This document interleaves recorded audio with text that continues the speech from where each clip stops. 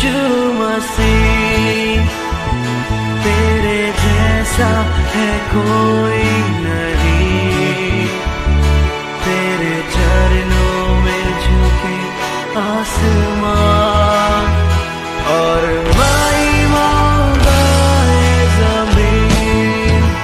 हम गाए हो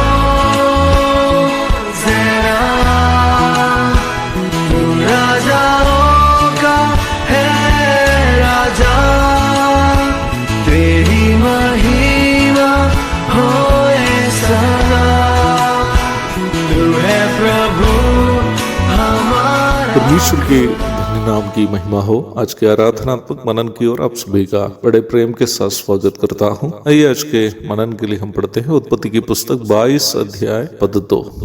उसने कहा, अपने पुत्र को अर्थात अपने इकलौते पुत्र इसहाक को, जिससे तू प्रेम रखता है, संग लेकर मोरिया देश में चला जा और वहां उसको एक पहाड़ के ऊपर, जो मैं तुझे बताऊंगा, होम बलि करके चढ़ा। उत्पत्ति की पुस्तक के 22वां अध्याय नियमित रूप में बाइबल पढ़ने वालों के लिए बहुत ही परिचित एक अध्याय है। पवित्र शास्त्र बाइबल में सबसे पहले परमेश्वर की आराधना परमेश्वर के लिए ग्रहण योग्य रूप में अर्पण करने के लिए अनिवार्य सभी मापदंड को इस भाग में स्पष्ट रूप में समझाए हुए आप देख सकते हैं। निम्न मापदंडों में से एक महत्वपूर्ण मापदंड को हम प्रारंभ में पढ़ी गई पद में देखते हैं। अब्राहम जब पूरे 100 वर्ष का था, इसहाक का जन्म हुआ था। उत्पत्ति 21:5 बाइबल में यह सूचित नहीं किया है कि जब अब्राहम इसहाक का बलि करने के लिए मोरिया पर्वत की ओर ले जा रहा था, इसहाक कितने वर्ष का था। इतना तो हम अनुमान लगा सकते हैं कि वह एक जवान लड़का था। परमेश्वर ने अब्राहम से ये कहा कि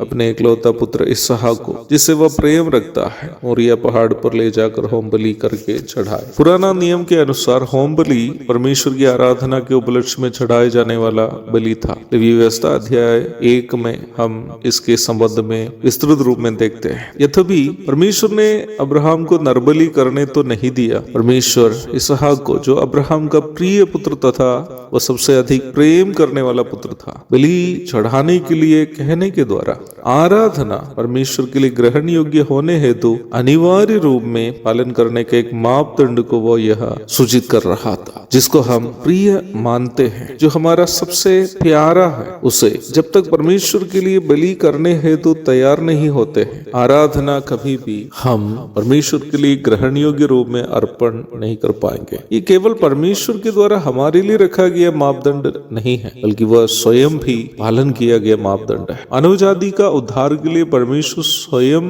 भी अर्पण की गई वस्तु कुछ अन्य चीज नहीं थी, बल्कि अपने एकलौता पुत्र ही था। बाइबल बहुत ही स्पष्ट रूप में कहती है, परमेश्वर ने जगत से ऐसा प्रेम किया कि उसने अपने एकलौता पुत्र को दे दिया, ताकि जो कोई उस पर विश्वास करे वह नाश न हो परंतु अनंत जीवन पाए। बाइबल पंडितों का माने तो यीशु मसीह का क्रूस एकदम वही जगह खड़ा किया गया था जहाँ सदियों के पूर्व इसहाक के लिए एक बलिवेदी तैयार किया गया था। जब तक हम अपने जीवन में हमारे लिए जो प्रिय है उसे त्यागना नहीं सीखेंगे, हम कभी भी परमेश्वर को अपनी आराधनाओं से प्रसन्न नहीं कर पाएंगे, क्योंकि मसीह विश्वास एक बड़ा त्याग पर आधारित है। अपने पुत्र को हमारे वास्ते बलि होने हेतु परमेश्वर के द्वारा किया गया उस बड़ा त्याग पर। मसीह वही है जो मसीह के त्याग का महत्व जाना है। मसीह वही है जो मसीह के त्याग का महत्व जाना है, और मसीह वही है जो मसीह से अपना गहरा प्रेम के कारण अपने अन्य सभी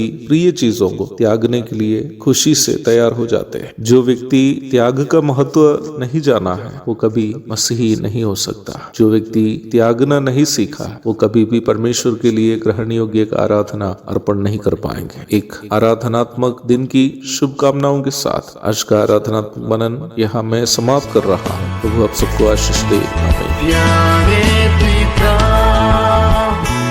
तूने हमसे इतना प्यार